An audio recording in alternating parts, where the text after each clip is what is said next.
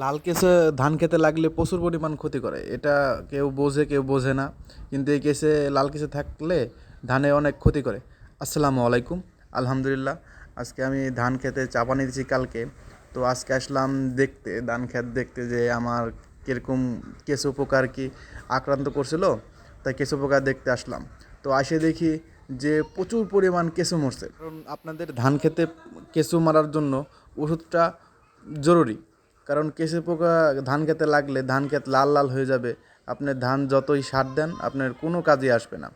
তার জন্য আগে ধান খেতে কেঁচো পোকা লাগলে চাপানি দেওয়ার মধ্যেই কেঁচো পোকার ওষুধ দিবেন, দিলে আপনার ধানে ক্ষতি হবে না।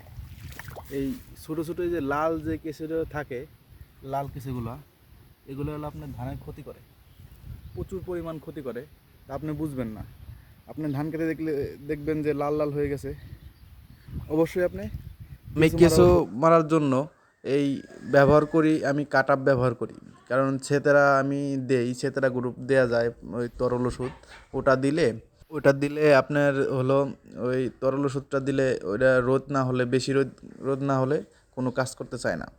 তাই আমি ব্যবহার করি এটা কাটাপ। যতই বৃষ্টির সমস্যা হয় না, এটা মারা যায়। কাটাপ ওষুধটা সারের সাথে বুনে দিলে এই প্রতি 30 শতাংশে আমি দেই 20 শতাংশ দেই এক প্যাকেটে, এই 100 গ্রামে 20 শতাংশ।